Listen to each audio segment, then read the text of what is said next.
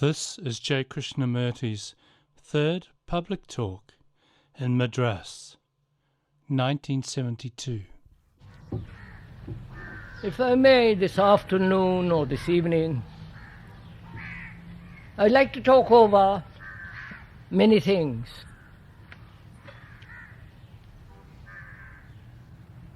Freedom, order, love and death.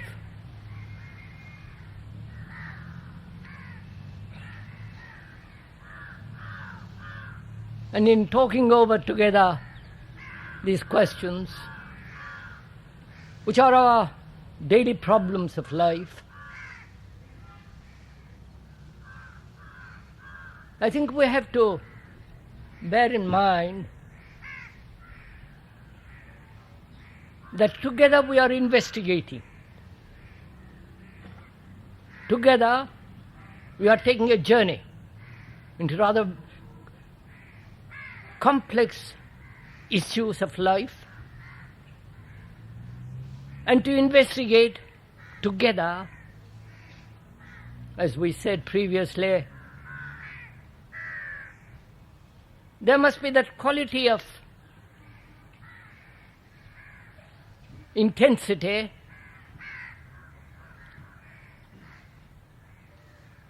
a quality of mind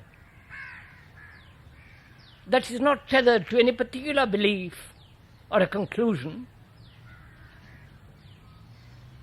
but is willing to go very far, not in distance or time, but in depth.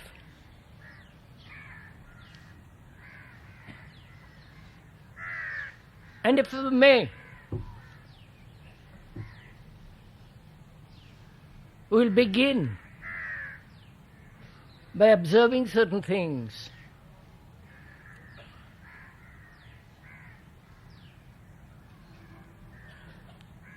One comes to this country, as one has done for the last 40 years, except during the war years, and one notices the terrible deterioration. One notices disorder, not only in the streets, governments, but also the great disorder in ourselves.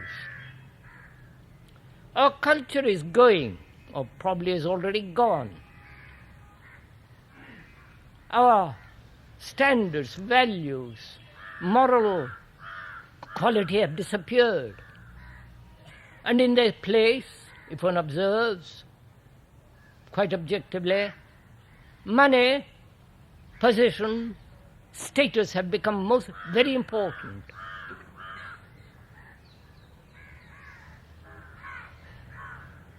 It's a tragic affair to see a country losing its very roots, an ancient culture which has lost its mooring, and in its place every kind of disorder is going on.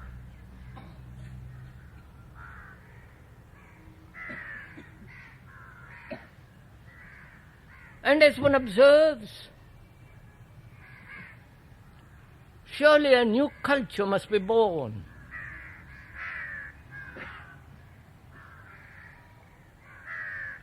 A new way of living. A mind that will not accept corruption, both outwardly and inwardly. An action that is whole, healthy, holy. That word whole implies that. The word whole means healthy, holy. And such a culture must be brought about for any community to survive. And if one is really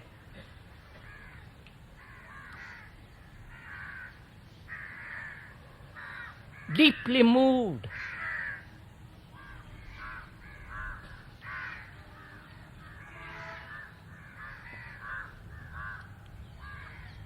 by all the tragedy that's going on,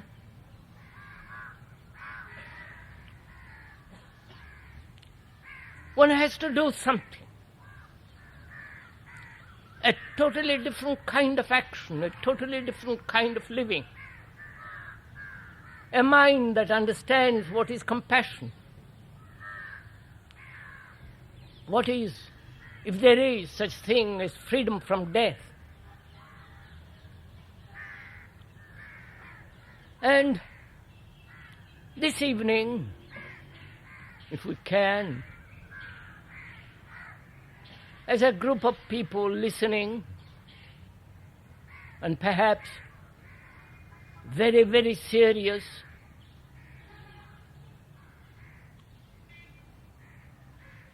then we can together investigate these things, whether the mind,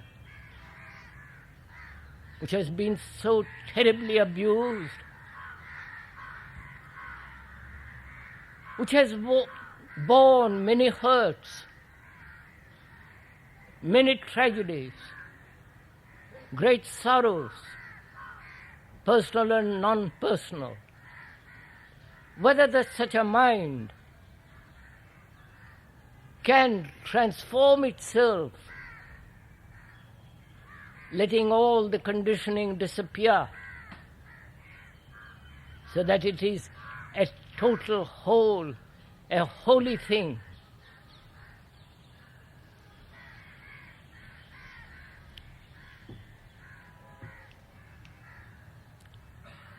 So we'll begin by inquiring, what is freedom?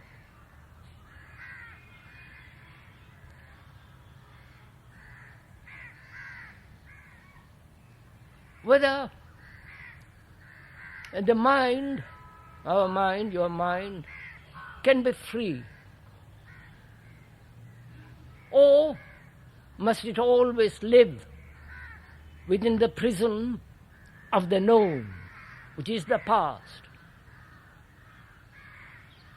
Whether that past be tradition, knowledge, experience, the various influences, the education that it has received, the impositions, the suppressions, whether such a mind can be absolutely and totally be free. We are going to inquire into that. There are many varieties of freedom. Freedom of the press, freedom of expression, freedom of choice. I don't know why one uses freedom of choice as though it was a very great thing. Because really, a mind that is confused can never choose. And what it chooses must always be confused. Therefore, it's not free at all to choose, but we'll go into that.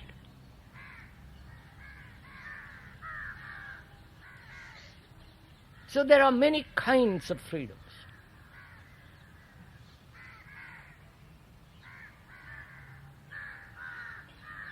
National, political, freedom of the press, freedom of the seas, and so on and on and on and on. But we're not talking about all those kinds of freedom. We are talking about a mind, your mind, our mind, which is in disorder.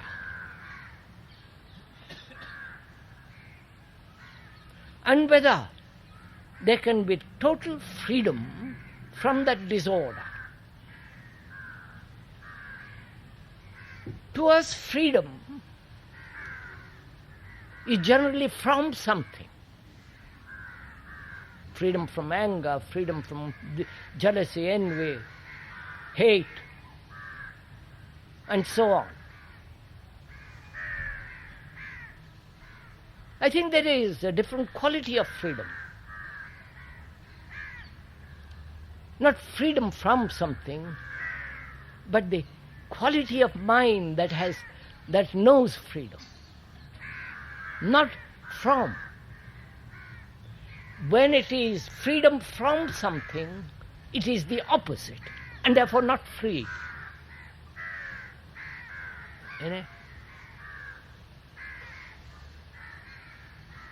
So we're going to inquire together whether in our life, in our daily life, of relationship, we can bring about order.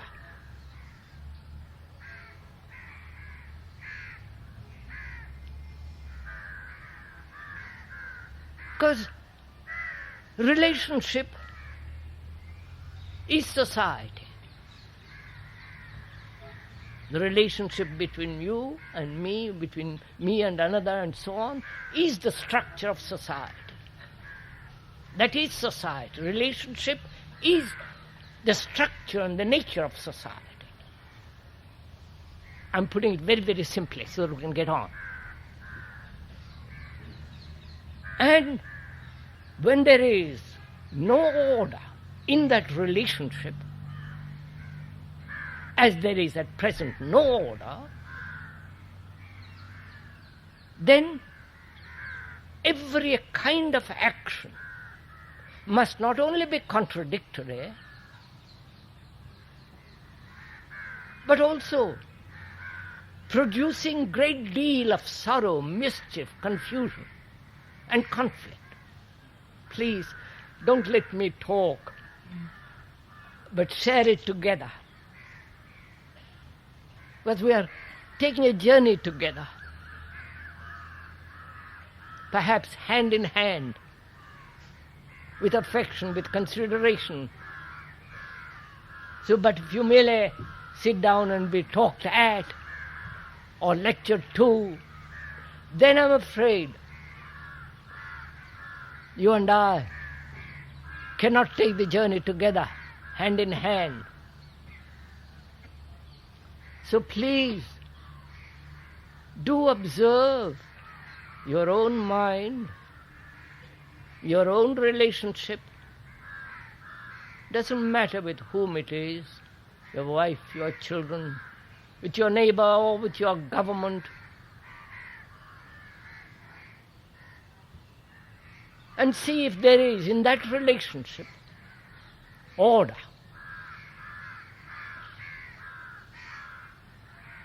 Because order is necessary. Precision is necessary. Order is virtue. Order is so mathematical, so pure, complete. And we're going to find out if there is such order.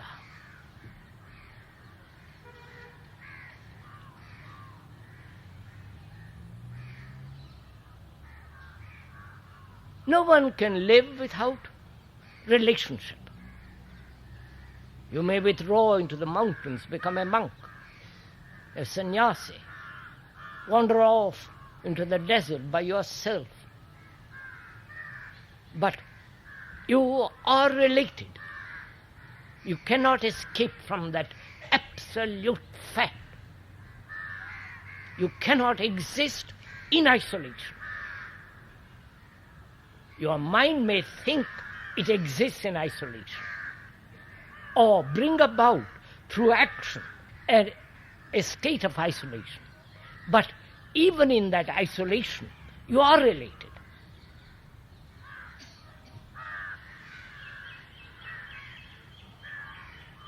And when one looks at that relationship, because life is relationship, living is relationship. We cannot live. But if you and I have built a wall around ourselves and just peep over that wall occasionally, but unconsciously, deeply, under the wall we are related. I do not think we have paid a great deal of attention to this question of relationship. Your books don't talk about relationship, they talk about God, practice, methods, how to breathe, how to don't do this, do that, and the everlasting back and forth. But I have been told, because I don't read books, thank God, I've been told relationship is never mentioned.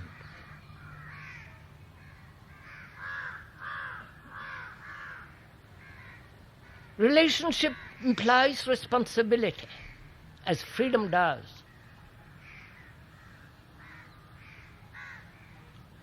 And to be related is to live. That's life. That is existence. And if in that relationship there is disorder, our whole society, culture goes to pieces, which is what is happening now.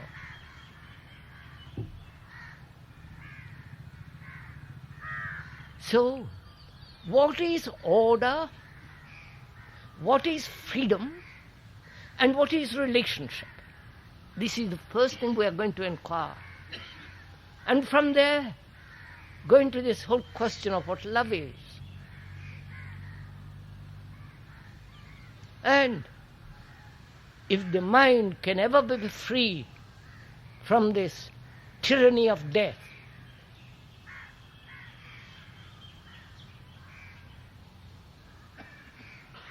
don't wait or neglect the previous things, that is love, relationship and freedom and order, because you may be only interested in death. And you say, really, I'm not interested in all the other things. But as I'm concerned, I'm terribly interested in death and what happens after life and so on. I will neglect the rest and I will pay attention when you come to that part. If you do that, then you will never understand what we are talking about. You must take the whole thing together. Order, freedom, disorder, relationship, love and death, they are together. They are not separate things.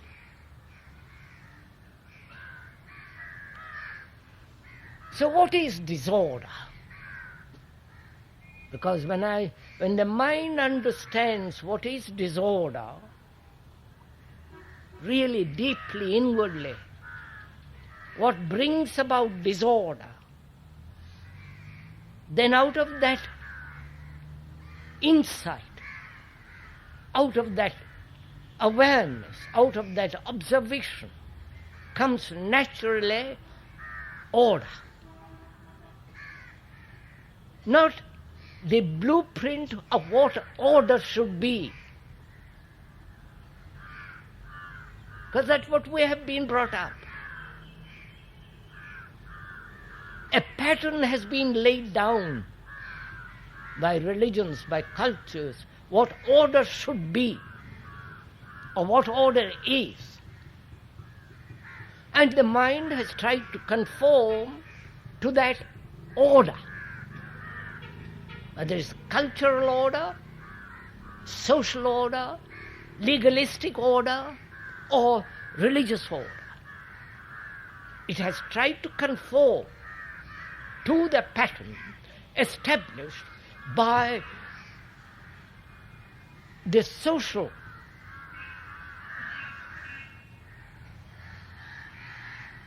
activity, by certain leaders, teachers, and so on. To me, that's not order. Because in that there is implied conformity. So, where there is conformity, there is disorder.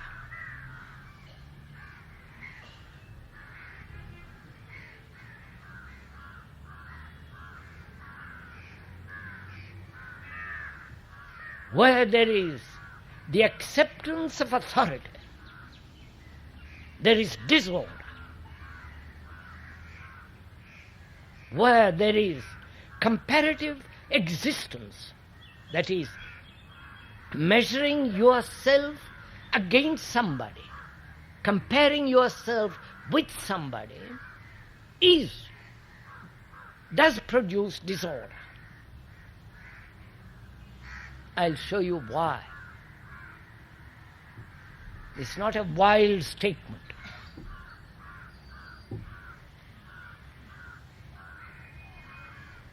Need I explain all this? Have you caught on to it?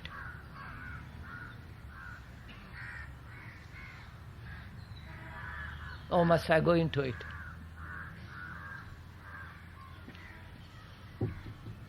I see I must go into it, all right.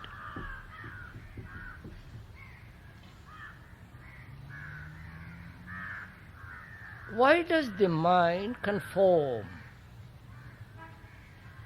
Why does your mind conform? Have you ever asked? Are you aware that you are conforming to a pattern? Doesn't matter what that pattern is. Whether you have established a pattern for yourself or it has been established for you. We're always conforming. Why? Where there is conformity, there cannot be freedom. Obviously. And yet, mind is always seeking freedom. The more intelligent, the more alert, the more aware, the greater the demand.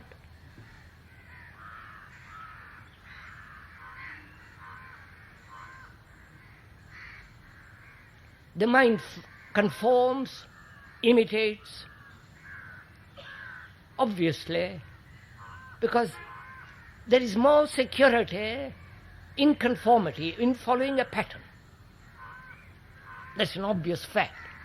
You put on all kinds of marks on your forehead, all kinds of activities you do, because socially it's better to conform.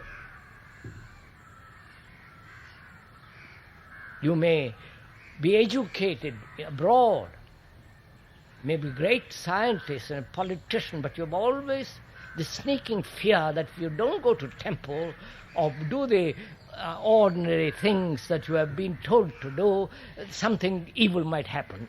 So you conform. So what happens to the mind that conforms? Investigate it, please, together. What happens to your mind when you conform?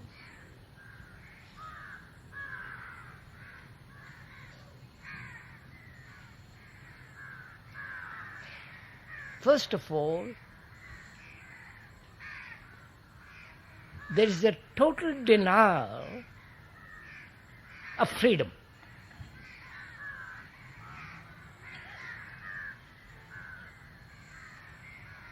Total denial of perception.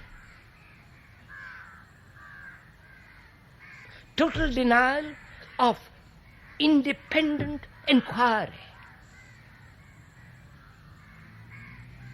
When you conform, there is fear.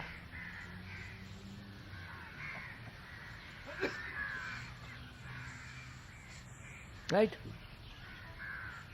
Do you see all this away? going together. And when you imitate, and the mind from childhood has been trained to imitate,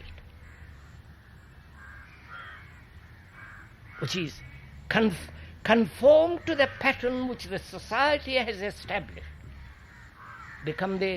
Pass through examinations, get a degree, if you are lucky get a job, and get married, finished.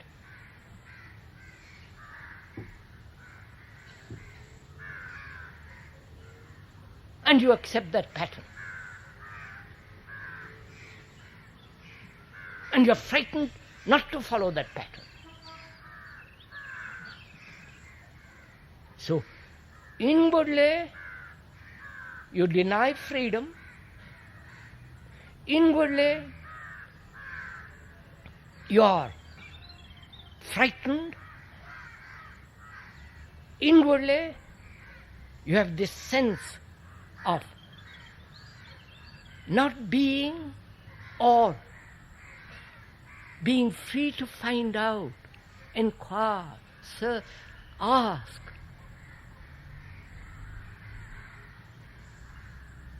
So, that produces disorder, right, in our relationship. Right, sirs? Do watch it for... Sir, look, don't agree with the speaker. That's the least important thing. What you and I are trying to do is to really go into this so deeply, to have real insight, see the truth of it. And it is the perception of the truth that frees the mind. Not your practice, not your silly activity of inquiry, but the actual perception of what is. So, in relationship both outwardly and inwardly, we bring about through fear, through conformity, through measurement, which is comparison, disorder. And our relationship is in disorder, not only with each other, however intimate it may be, but also disorder outwardly. Right?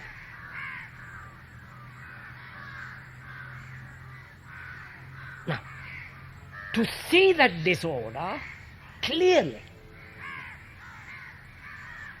not out there, but in here, deeply in ourselves, to see all the implications of it.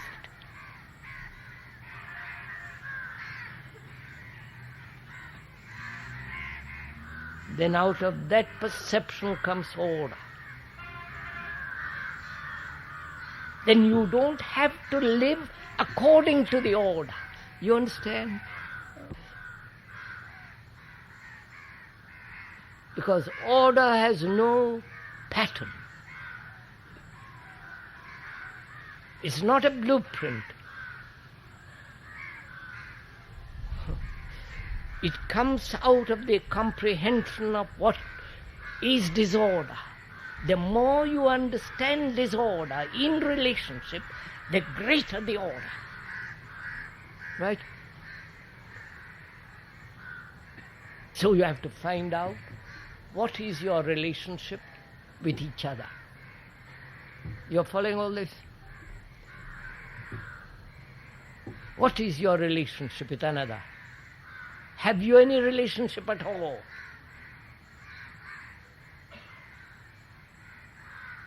Or it's a relationship with the past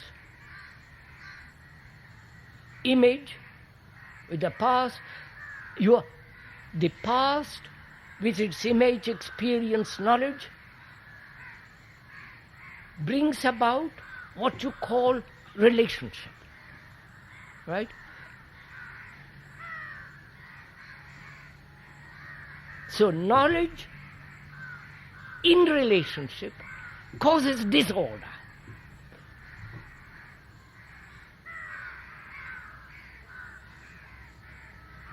Huh?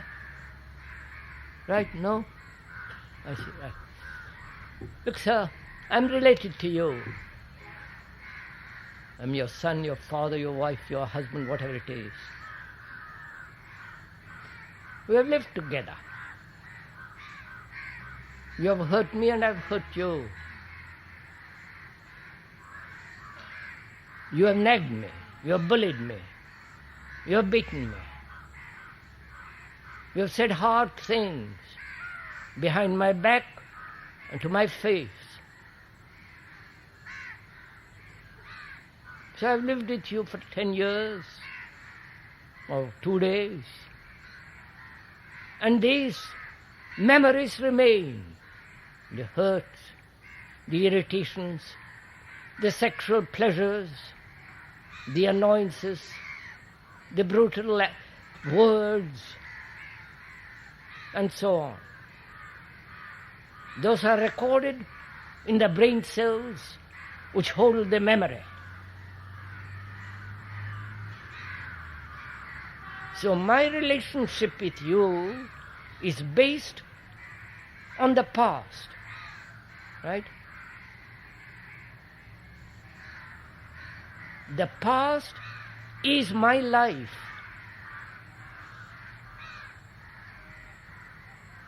If you have observed, you will see how the mind, your life, your activity is based, rooted in the past.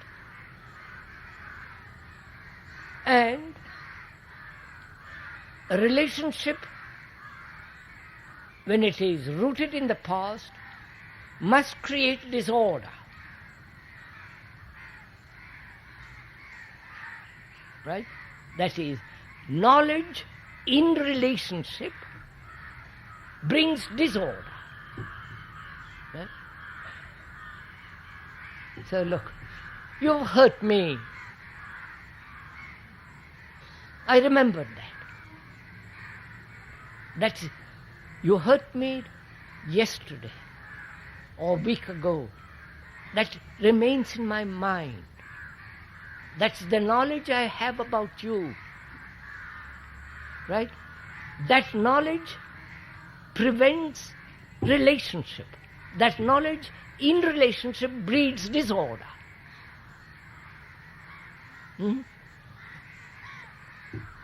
So the question is, you hurt me, you flatter me, you scandalize me. And can the mind wipe away at the very moment you are insulting, never recording? You understand what I'm talking? Never recording your insult.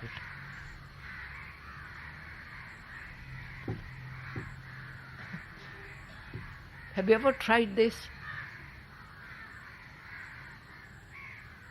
Yesterday, how lovely that moon is, isn't it? Looking through the leaves and the cry of those crows, and this evening light on that extraordinary moon through the leaves, a wondrous thing. Look at it. Enjoy it. Yesterday, somebody said to me rather harsh things which were not true.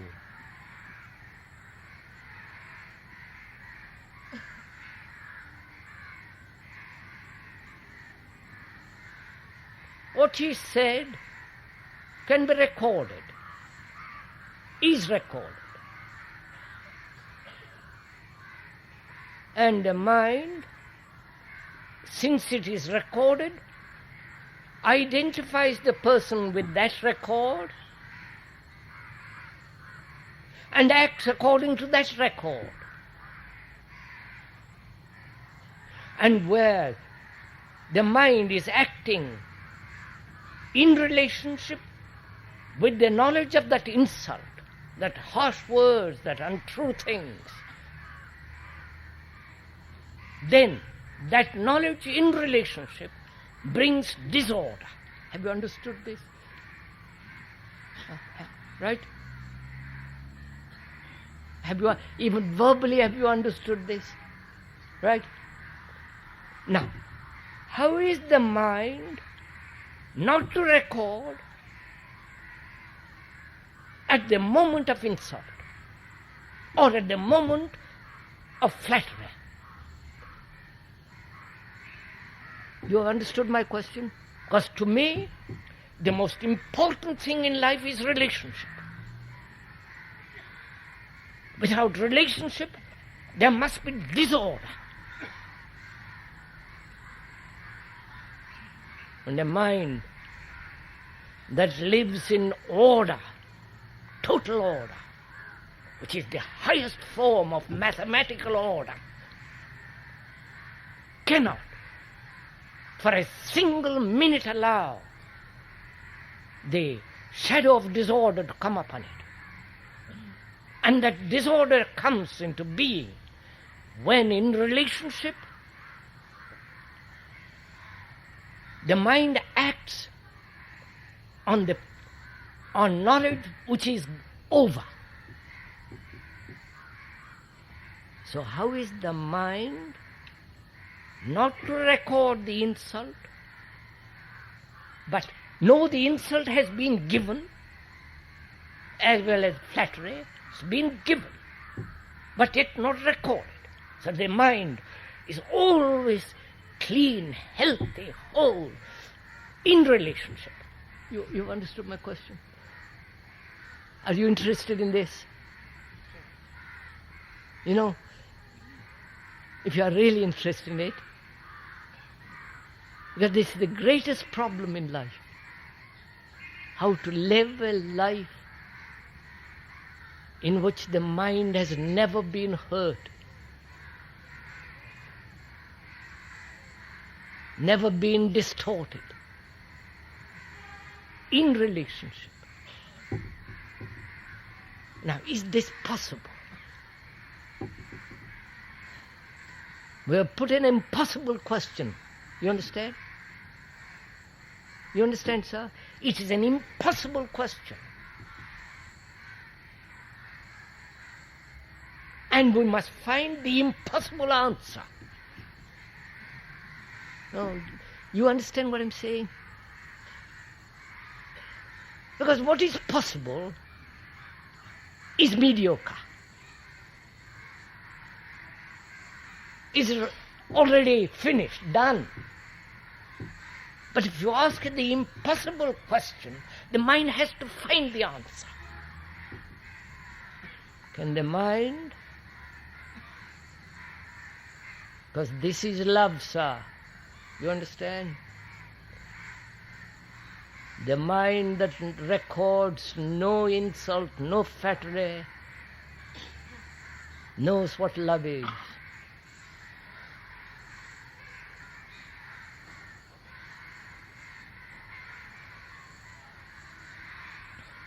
We're asking a question which is, can the mind never record, never, absolutely never record the insult or the flattery?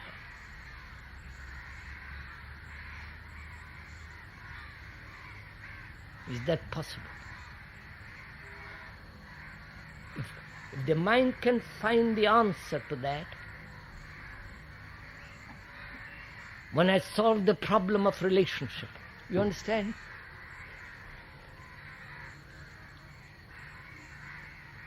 Because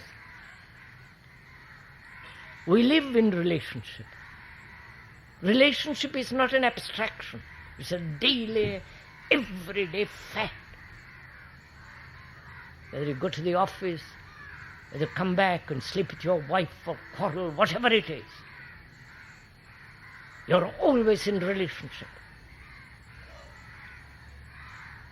And if in that relationship between you and another, or between you and many or one,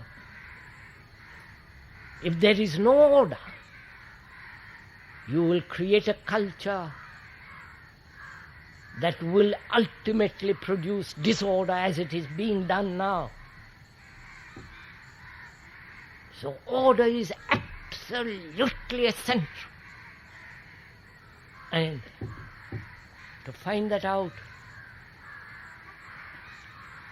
can the mind, though it has been insulted, hurt, brutalized, not brutalized, brutal things have been said to it, knocked about, never for a second hold it. The moment you hold it, it's already recorded. It's left a mark in the brain cells. You see the difficulty of this question. So can the mind do this?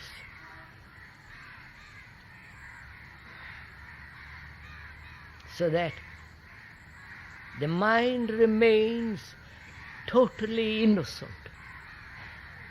You understand what I'm talking? No, don't shake your head so you don't understand. The word innocent means, a mind that's innocent means a mind that is incapable of being hurt.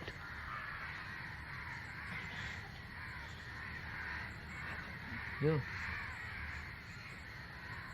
Because it is incapable of being hurt, it will not hurt another. You understand all this? Now, is this possible? Every form of influence, every form of incident, every form of mischief, distrust is thrown upon the mind. And can the mind never record and therefore remain very innocent, very clear? We're going to find out together.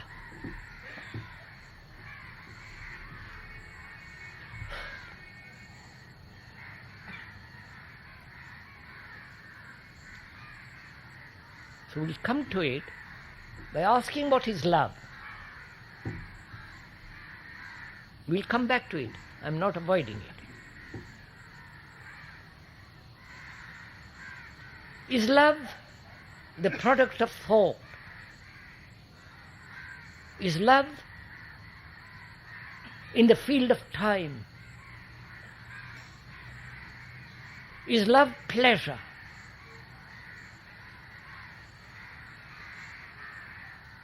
Is love something that can be cultivated, practiced, put together by thought? So in inquiring into this, one has to go into the question, is love pleasure? Sexual or any other kind of pleasure? Because our mind is pursuing all the time pleasure. Yesterday,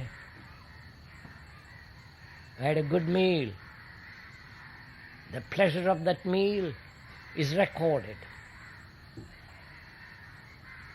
And I want more, that better meal or same kind of meal tomorrow.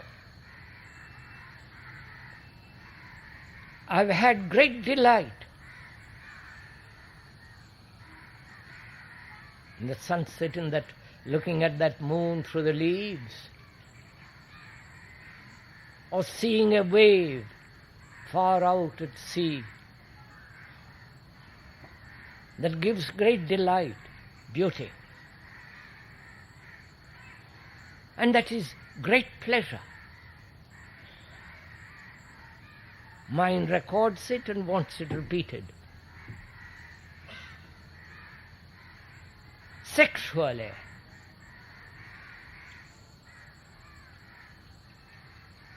thought, thinks, chews about it, wants it repeated.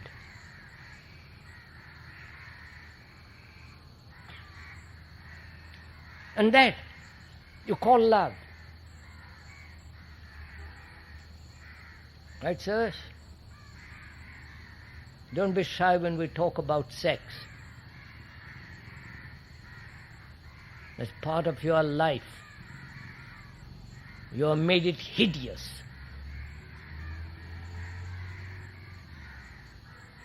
Because you have denied every kind of freedom except that one freedom.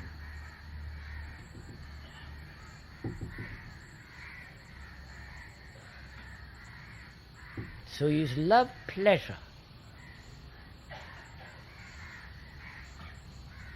Is love put together by thought, as pleasure is put together by thought? You following all this? Is love envy? Can a man love who is ambitious, greedy, violent?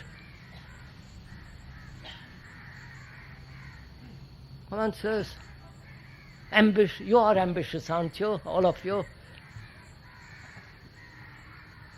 Can you love when you're ambitious? When you're competitive?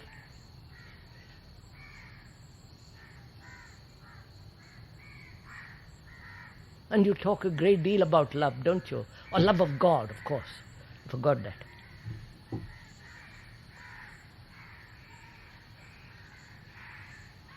That's your favorite slogan.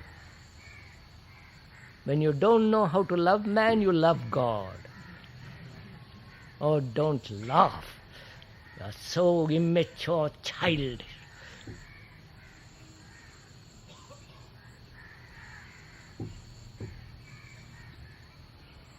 So can a man who is envious, who is greedy, ambitious, violent, conforming, obeying, totally in himself in disorder, can he love?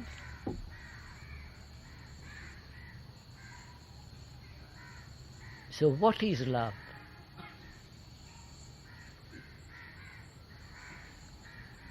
If it is not any of these things, obviously, it's not pleasure. See, please understand the importance of the pleasure. Pleasure is sustained by thought. Therefore, thought is not love. You understand? Thought cannot cultivate love. It can cultivate, and it does, the pursuit of pleasure, as it does fear. So thought cannot create love, put together love. See the truth, see it, and you will put away your ambition, your greed altogether. So through negation, you come to the most extraordinary thing called love, which is the most positive. That is,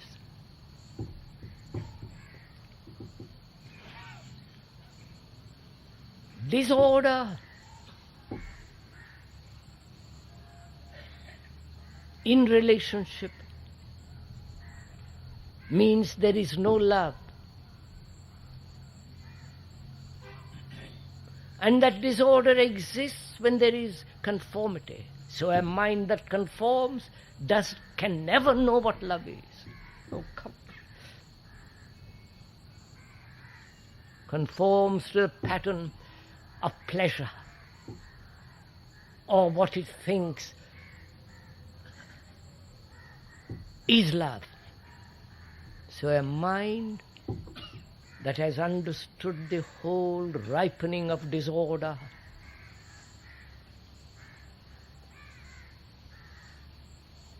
comes to an order in which is virtue, therefore which is love. Right? You see it, sir? Doesn't matter. I'll go on. It's your life, it's not my life.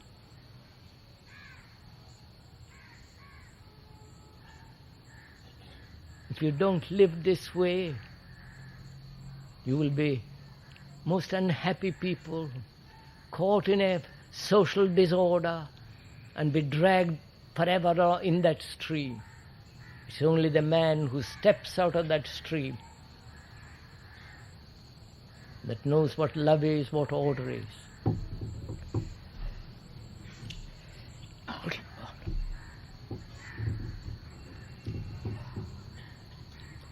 Now let's go into the question of what death is, shall we? Because they're all related.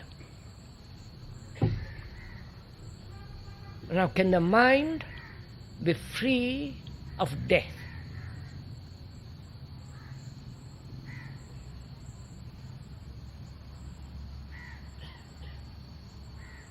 Not what happens after life.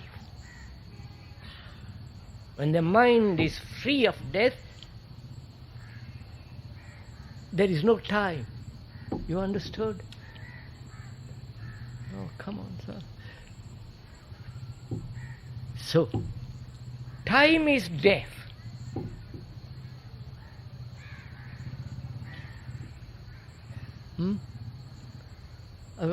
Are we journeying together?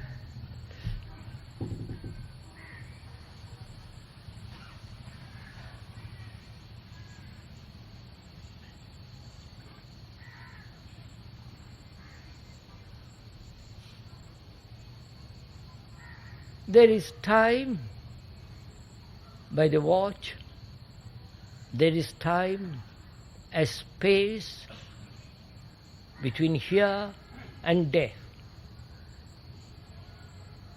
The space between now and death is time.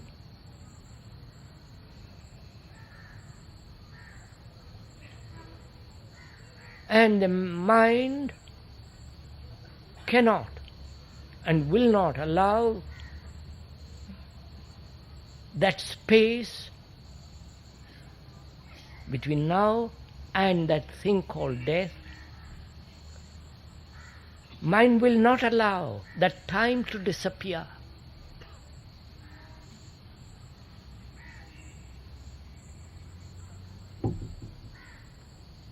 And the mind says, I know the body dies through accident, old age, disease, an incident. There are so many ways to die.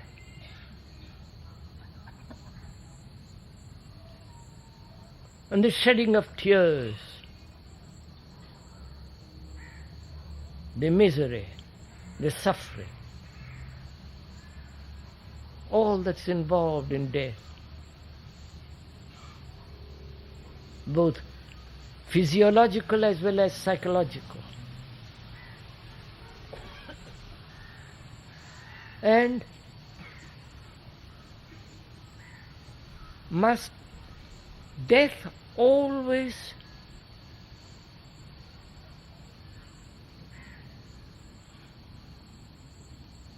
exist, and can the mind be ever free of death? You following?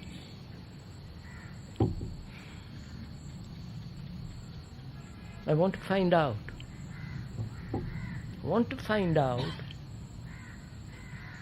We must inquire, what is freedom from death? Is freedom something from death, or is the mind free when death is not?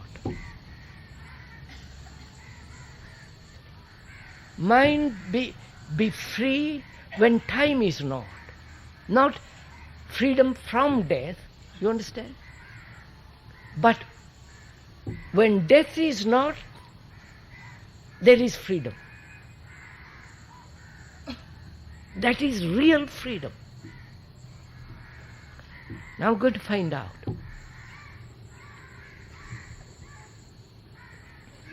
whether the mind can be free of death. Mind being the whole structure of one's life. What you think, what you feel, what your envies are. The whole content of your life is the mind. Right? Your gods, your fears, your anxieties, your sorrow, the whole content makes up your life. Without the content, you have no life. Right? You understand, sirs? Are we traveling together?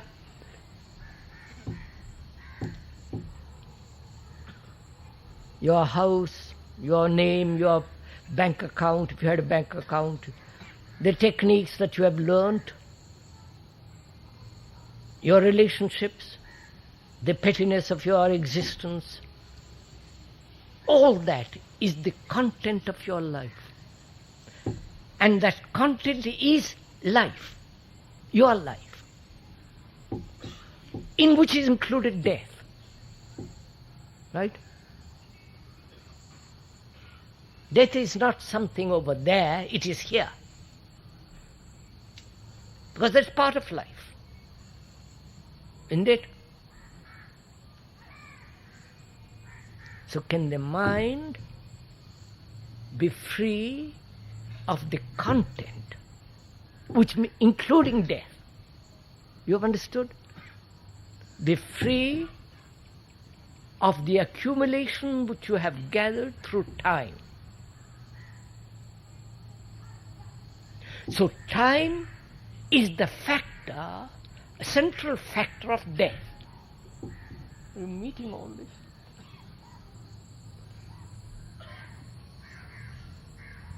Are you meeting all this, or am I talking vaguely to some abstract?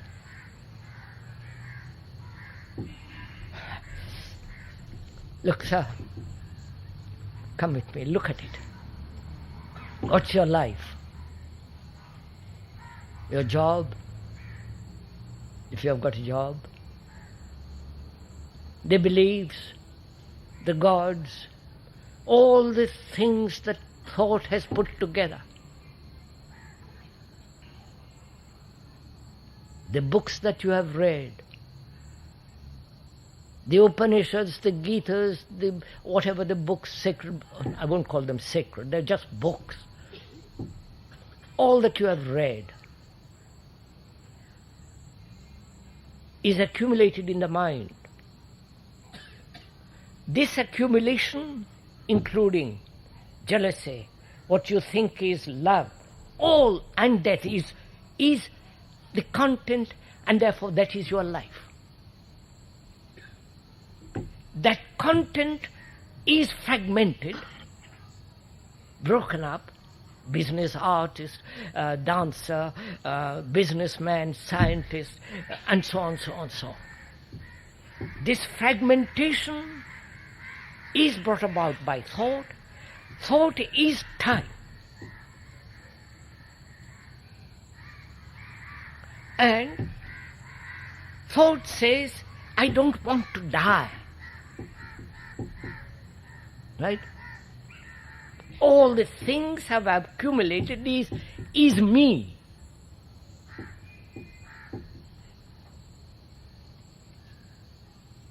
So, thought, which is the product of the past, accumulation, so on, is time. Memory is time. And thought, which is the child of time, denies or maintains time as a means of avoiding death.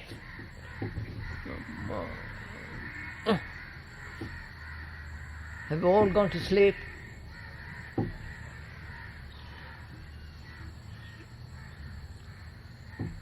Look, sir, you're caught in the social stream of life, aren't you? The social stream of Brahman, non-Brahman, the politician, the economist, the artist, that is the stream, endless stream. Your mind is caught in that. You are that stream.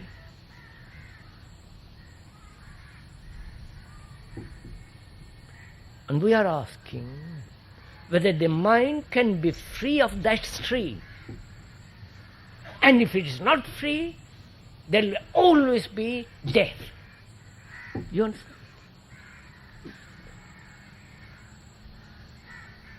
It's only the mind that is not caught in the stream, whether it is the technological stream or the social stream or the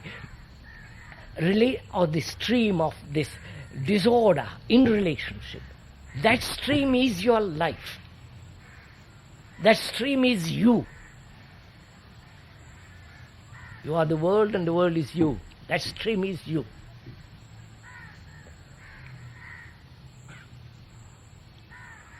Now when you die,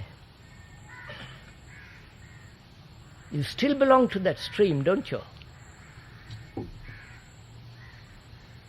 Don't you? No? You are not an individual, are you? Individuality means indivisible, non-fragmentable. A human being who is not in fragments, you understand, fragments, broken up, contradictory. Only such a person is individual. But when the mind is caught in the stream, he is no longer an individual. He's just like million other people. Only he has got his peculiar characteristics, peculiar tendencies, idiosyncrasies, which are the response of his conditioning. So your character, your temperament, your tendency is the reaction of your conditioning, and that conditioning is the result of your culture, your society, your economic position, and so on. So your tendency, your idiosyncrasy, your character is nothing. That's not individuality. I wonder if you get all this. Doesn't matter. I'm going on. So, as long as the mind flows with the stream,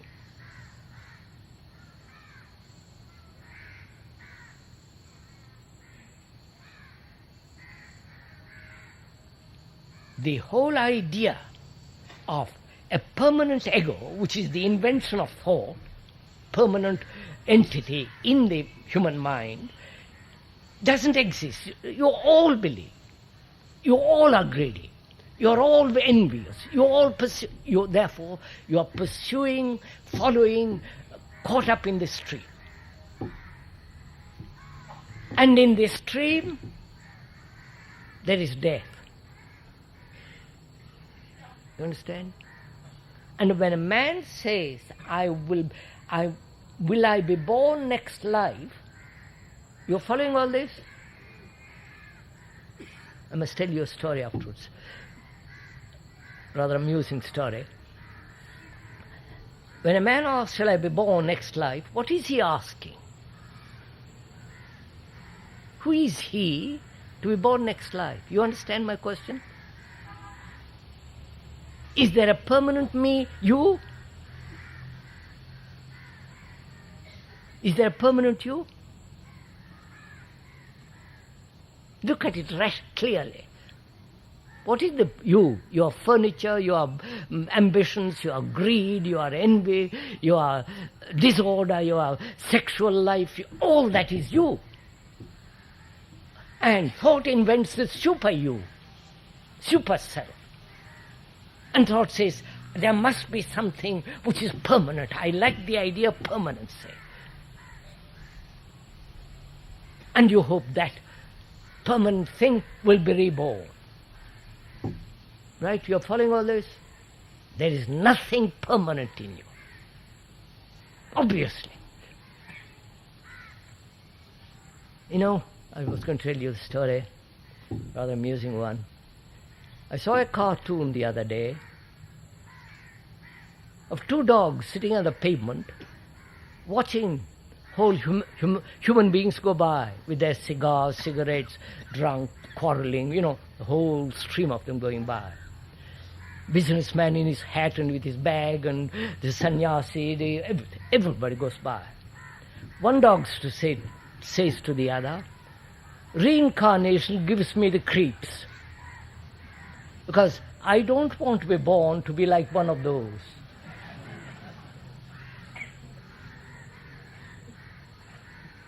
You see the tragedy of this? So,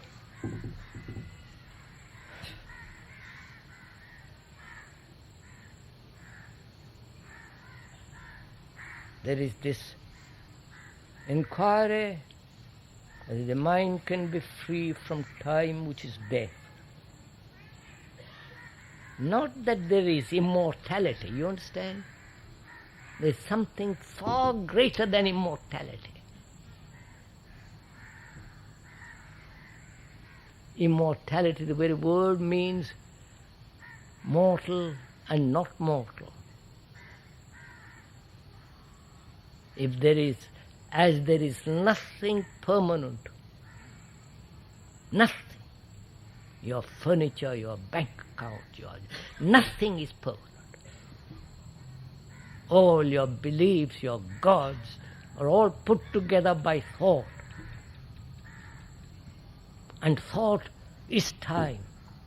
Now, can the mind be free of this quality of time? You have understood now?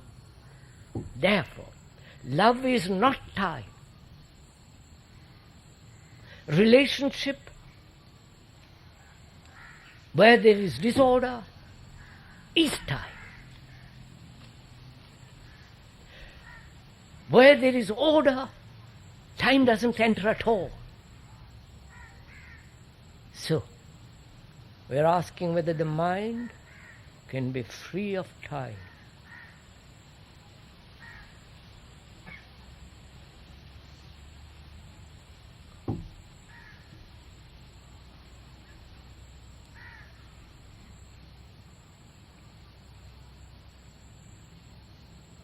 It can only be free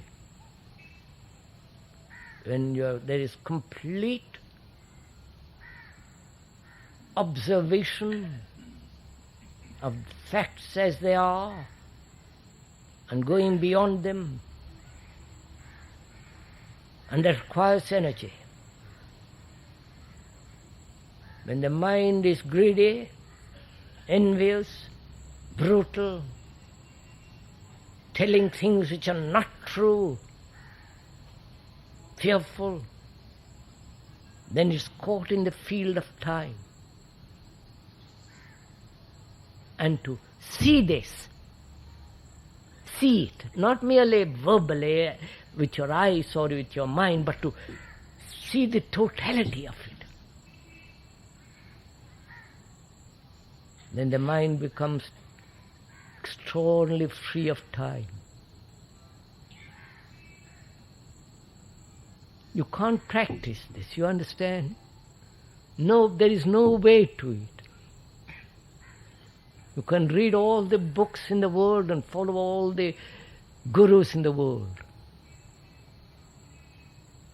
But this is a central factor of human existence, time. Time is knowledge. Time is the past. Time, the past through the present to the future, that is time. Thought has put together all our human behavior, social structure. Everything that man has doing is based on thought. And we are asking,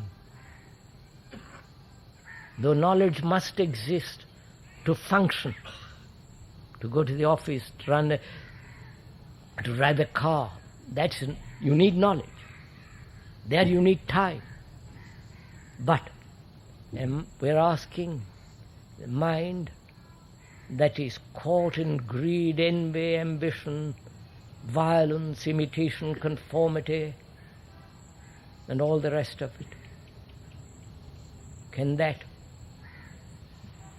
which is the product of thought, which is the product of time, and therefore death,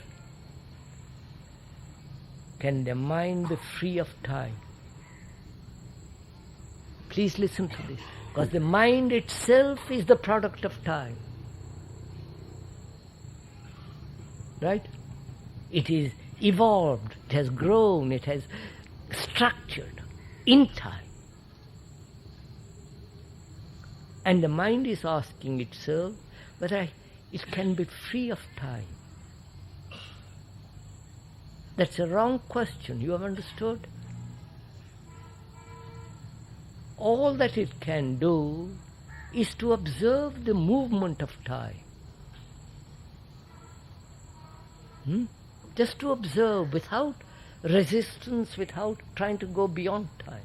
Just to observe it. That means mind being completely attentive. And at the moment, at the second of attention, there is no time. You've understood this?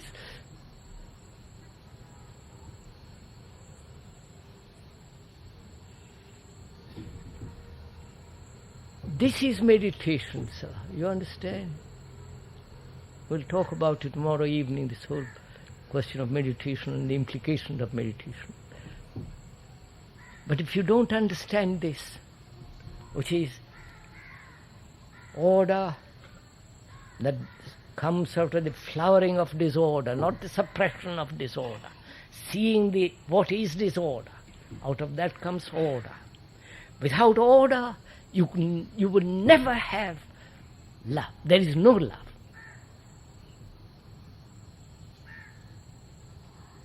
That means you have to understand relationship. Your wife, your husband, your children, how you bring them up, a new kind of education, not just the passing of examination, getting a job, and all the filthy business of it.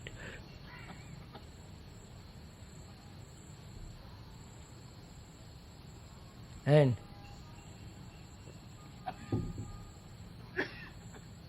you have to understand the meaning of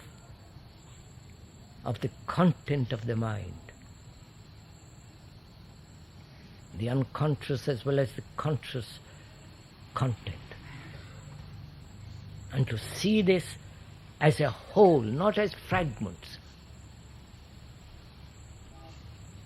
To see it as a whole is to be totally attentive to that insult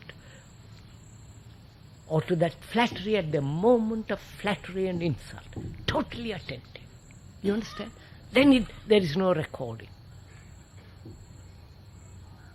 Therefore, in relationship, when there is attention, there is no image building. Then you are related.